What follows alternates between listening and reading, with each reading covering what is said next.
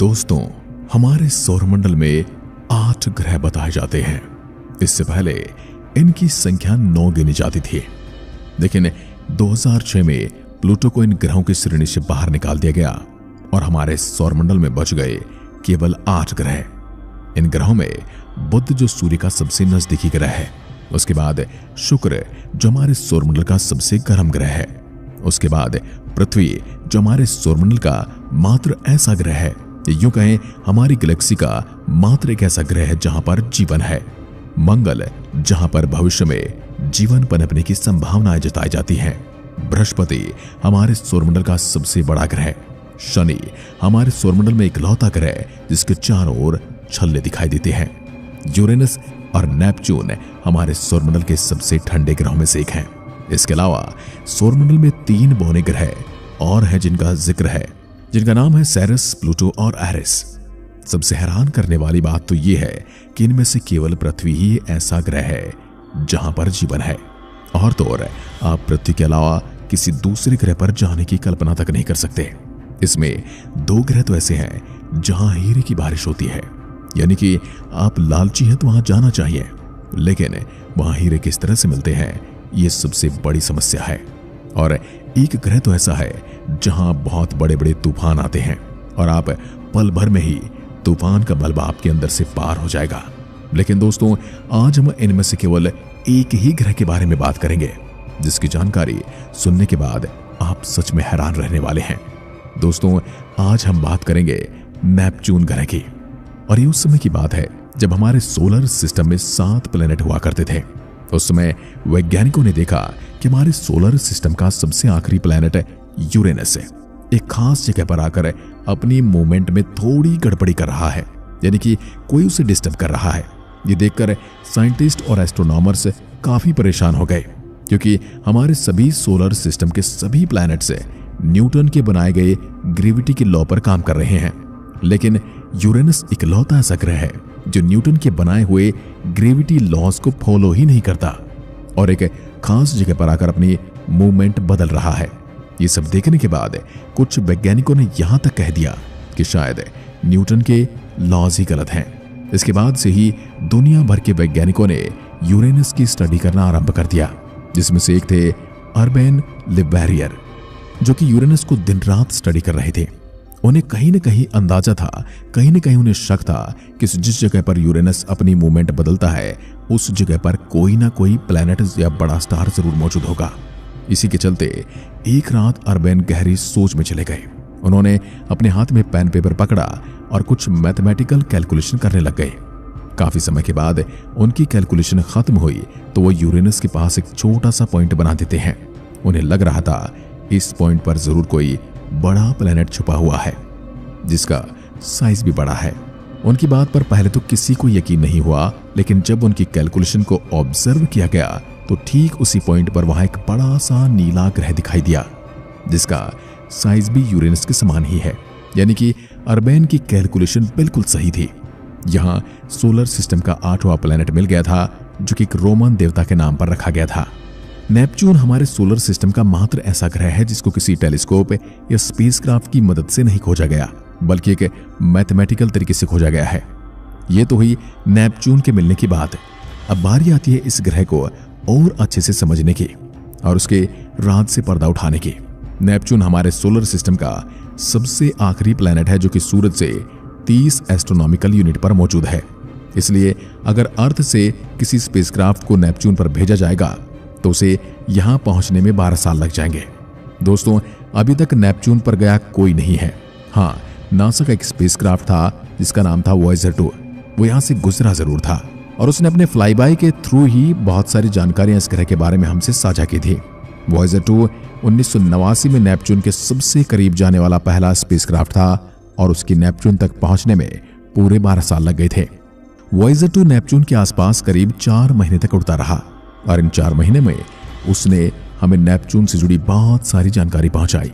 जैसे सैटर्न और यूरेनस की तरह नेपच्यून के गिर्द भी 5 छल्ले हैं जो कि बहुत ज्यादा धुंधली दिखाई देती है।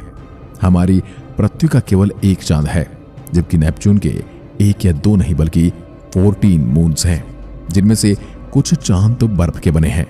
और जो सबसे अजीब चांद है वो है ट्राइटन। ये नेपच्यून का सबसे बड़ा चांद है जो किसी मिस्ट्री से कम नहीं है।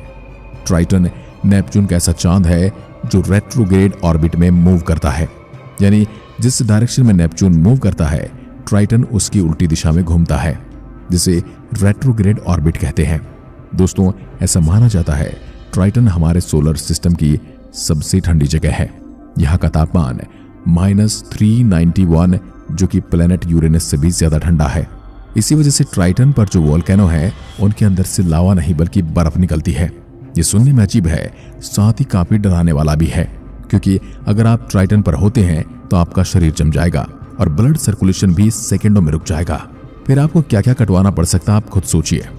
क्योंकि दोस्तों नेपच्यून सबसे आखिरी प्लेनेट है और इसी वजह से इसे सूरज का एक चक्कर लगाने में हमसे ज्यादा समय लगता है, यानी सूरज की परिक्रमा करने में से पूरे पृथ्वी के 165 साल के बराबर समय लग जाता है। साथ ही नेपच्यून पर एक मौसम पूरे 141 साल का होता है और सूरज से दूर होने की वजह से यहाँ सूरज की रोशनी भी काफी कम पड़ती है। दोस्तों, अगर भविष्य में हम कभी यहाँ पर जाने की कोशिश कर रहे हैं या सोचें तो हम यहाँ पर कभी नहीं जा सकते। इसकी दो वजह हैं। पहली ये कि नेपच्यून एक गैस प्लैनेट है और दूसरा ये कि नेपच्यून पर हमारे सोलर सिस्टम के सबसे बड़े तूफान आते हैं जो कुछ हफ्तों से लेकर 100 सालों तक चलते रहते हैं। इन दोनों वजहों को थोड़ा अच्छे से समझते हैं। हमारे सोलर सिस्टम में 4 रॉकी प्लैनेट हैं, यानी कि जहां पर धरातल है, और 4 गैसीय ग्रह हैं। इनमें रॉक प्लैनेट पथरीले होते हैं और यहाँ लैंड करने के लिए एक सरफेस होता है, जैसे हमारी पृथ्वी, मंगल, बुध या फिर शुक्र ग्रह पर। सोलर सिस्टम के पहले 4 ग्रह पर जमीन है जहां पर लैंड किया जा सकता है, जहां पर उतरा जा सकता है। गैस प्लैनेट वो हैं जिन पर लैंड करने के लिए प्रॉपर सरफेस ही नहीं है। ये प्लैनेट या तो खतरनाक गैस से बने होते हैं या फिर बर्फ और पानी से बने होते हैं। सोलर सिस्टम के आखिरी 4 प्लैनेट जुपिटर, सैटर्न, यूरेनस और नेपच्यून गैस ग्रह हैं। नेपच्यून हमारे सोलर सिस्टम का सबसे छोटा गैस प्लैनेट है, जिसकी वजह से वहां का एटमॉस्फेयर बाकी सभी ग्रहों से काफी घना है। यहाँ लैंड करने के लिए कोई प्रॉपर सरफेस नहीं है, क्योंकि इसकी सतह पानी और बर्फ से बनी है जो कि 17,500 किलोमीटर गहरी हो सकती है। वैज्ञानिकों का मानना है कि नेपच्यून के कोर का तापमान 5100 डिग्री सेल्सियस है, जिसका कंपैरिजन सिर्फ सूरज के साथ किया जा सकता है। यानी नेपच्यून जितना ऊपर से ठंडा है उससे हजारों गुना अंदर से गर्म है। नेपच्यून को अभी तक केवल ऊपर से एक्सप्लोर किया गया है, न जाने इसके अंदर कितने ही भयानक रहस्य छिपे हैं जो कि आने वाले समय में वैज्ञानिक खोजने की कोशिश कर रहे हैं। दूसरा पॉइंट था नेपच्यून पर सबसे बड़े तूफान, जो कि स्पीड 2000 किलोमीटर प्रति घंटा से भी ज्यादा है। ये तूफान नेपच्यून पर हर समय चलते रहते हैं। जैसे जुपिटर पर एक ग्रेट रेड स्पॉट है, वैसा ही नेपच्यून पर भी एक स्पॉट है जिसका नाम द ग्रेट स्पॉट है।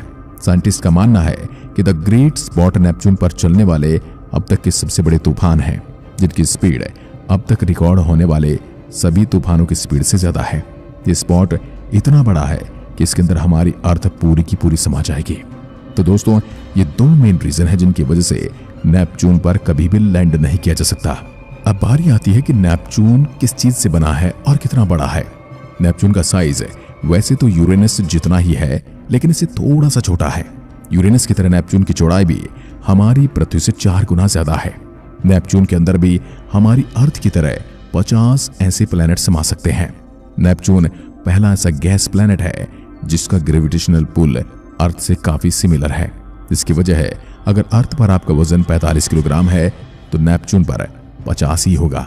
अर्थ पर एक दिन 24 घंटे का होता है और वहीं नेपच्यून पर एक दिन 16 घंटे का होता है। यानी नेपच्यून की रोटेशन अर्थ से काफी ज्यादा फास्ट है। नेपच्यून के ब्लू कलर पर तो आपका ध्यान जरूर गया होगा। असल में इसके ब्लू कलर की वजह है मीथेन गैस।